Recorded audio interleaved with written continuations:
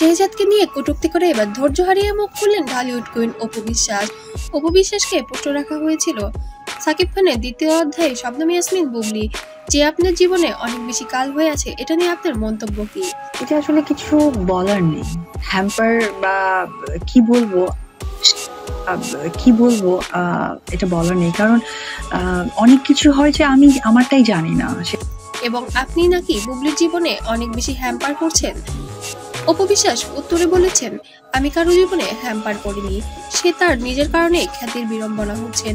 এটা কিন্তু অনেক সময় দেখা যায় যে তারা বের করছে বা আনছে, এটা আমি মনে করি যে খ্যাতির বিড়ম্বনা হতে পারে। এতে আমার কিছু করার নেই, সে যেমন কর্ম করবে তেমনটাই ফল পাবে। ভক্ত শ্রোতারা সবই তো চোখে দেখতে পায়, সবই বুঝতে পারে, এজন্য আমার কোনো মন্তব্য নেই এই বিষয়ে।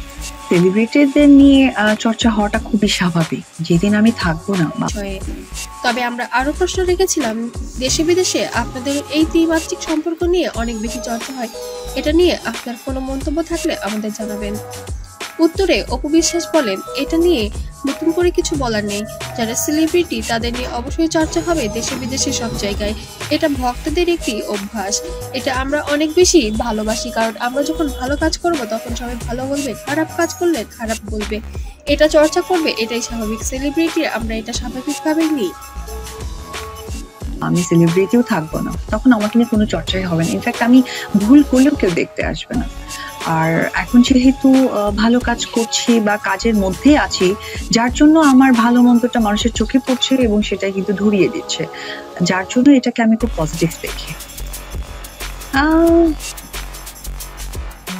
ওরকম কখনো দেখিনি, দেখিনি না, ওটা বলতে চাচ্ছি না, চাচ্ছি যে ওইভাবে দেখা হয়নি যে ব্যালেন্স ম্যান কিনা, বা আসলে ওইভাবে দেখা হয়নি। বাট